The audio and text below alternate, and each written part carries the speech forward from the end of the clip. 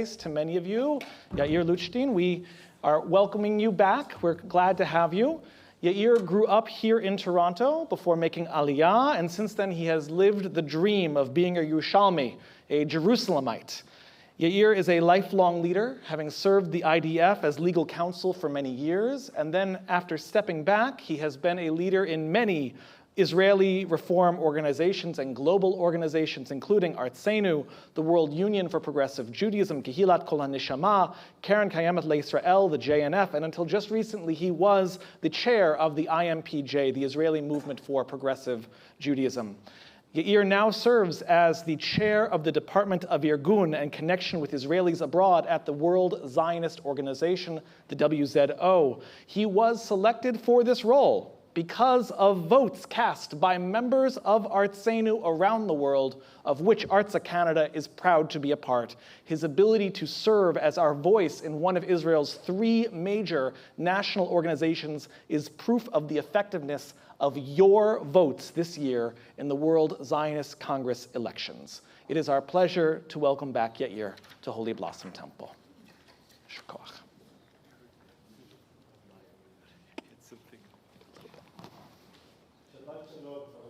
Shabbat Shalom. It's wonderful to be here being at Holy Blossom, this time in my new capacity as a department head at the WZO, the World Zionist Organization.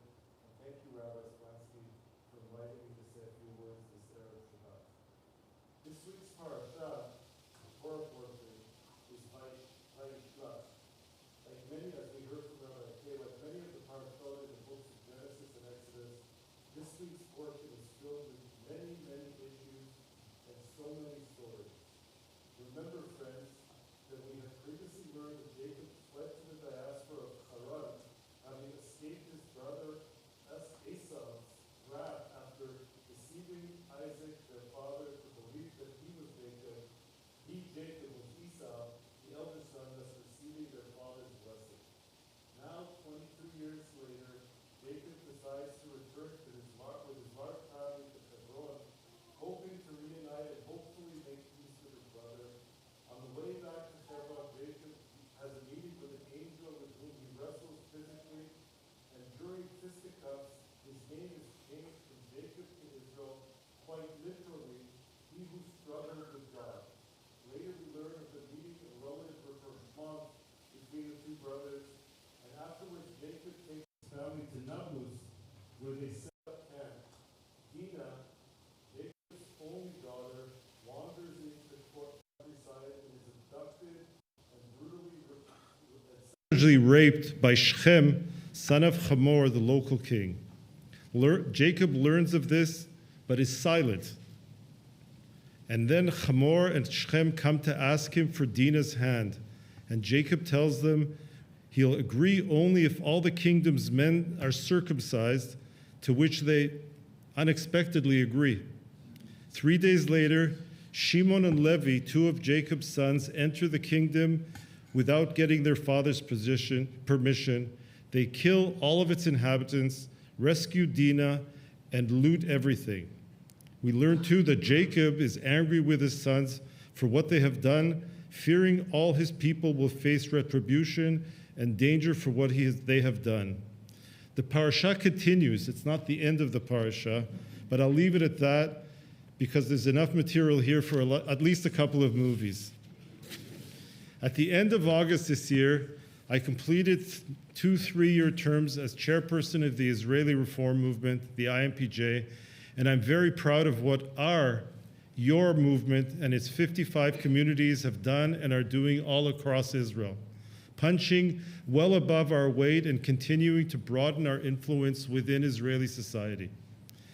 An example of that influence began 10 years ago when 2 young Israeli reform rabbis came together to ask a painful question. How can we, not we, but they, as spiritual leaders, speak about sexual violence with a Jewish voice?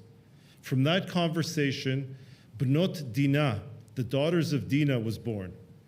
Named for Dinah, whose story in Parashat Vayishlach is the first account of sexual violence in the Torah, the group sought and seeks to give voice to her silence and to those who share her story, to explore why Jacob was silent when he heard what had happened to his daughter. This past week, this Shabbat, and this weekend, communities across Israel and around the world are marking what we in Israel now call Shabbat Dinah, standing with survivors, creating spaces of compassion and safety, and saying clearly, we hear you, we believe you, you are one of us. And I know too that this Sunday here at Holy Blossom, you are hosting a hybrid event of the world's leading experts on seeking justice for victims of social violence of October 7th. Kol hakavod, Rabbi Spansky. Aside from this particularly sensitive and essential learning from this week's parasha, I want to add some lessons I take away from it about leadership, responsibility, and humility. As I've already noted, after more than 20 years in Haran, Jacob, one of our three ancient patriarchs, decides to return home to face the music and an unknown reaction from his brother Esav, the brother who he unkindly cheated. As he begins that journey, he speaks with God saying, I am unworthy of all the loving kindness and all of the faithfulness which you have shown to your servant, I, your servant, for with my staff I crossed the Jordan. Save me, please, from the hand of my brother, from the hand of Esau, for I fear him that he may come and attack me, the mothers and the children. One word changes everything. I am unworthy, katonti. As Reuven Marco, my predecessor as chair of the IMPJ, the Israeli Reform, wrote today in preparation for Shabbat, Jacob has learned along his difficult path of labor and fear that true greatness lies in recognition of human limitations and responsibility.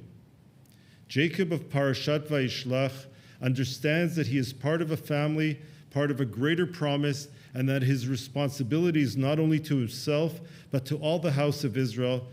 This insight also places upon him an obligation to act.